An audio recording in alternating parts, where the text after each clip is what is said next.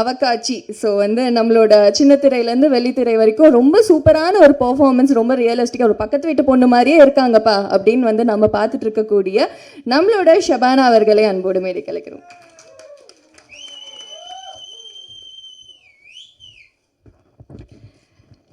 Hi, எல்லாருக்கும் வணக்கம். வந்திருக்கிற ப்ரெஸ் அண்ட் மீடியா எல்லாருக்கும் வணக்கம். ஸோ இது என்னோடய ஃபஸ்ட் டைம். ஸோ லைட்டாக நர்வஸாக இருக்குது. அதே மாதிரி இந்த ஆட்ஸ் எல்லாம் சிலது பண்ணியிருக்கேன். அது வந்து தியேட்டரில் இந்த படத்துக்கு நடுவில் ஆடாக போடுவாங்கள்ல, அதில் தான் நான் என்னை பார்த்துருக்கேன். அது தாண்டி என்னோட ஒரு பர்ஃபாமன்ஸாக, என்னோட ஒரு ஒர்க்காக நான் இது தான் ஃபஸ்ட்டாக பார்க்குறேன். ஸோ அந்த ஒரு ஸ்பெஷலான ஒரு ஃபீல், அந்த ஒரு எக்ஸைட்மெண்ட் எனக்கு இருக்குது.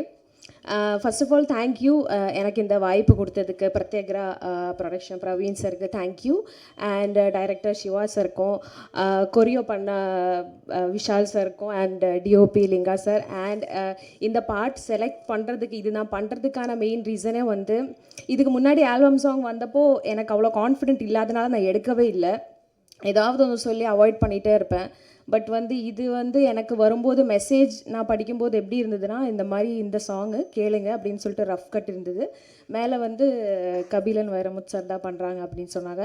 அதுக்கப்புறம் எனக்கு ரொம்ப ஒரு எக்ஸைட்மெண்ட், அப்புறம் ஒரு கியூரியாசிட்டி இருந்தது. ஐயோ சூப்பராக இருக்குமே, கேட்டு பார்ப்போமே அப்படின்னு சொல்லிட்டு தான் ட்ராக் கேட்டப்போ எனக்கு ரொம்ப ரொம்ப பிடிச்சது.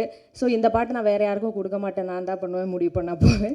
அதுக்கப்புறம் ஓகே சொன்னேன்.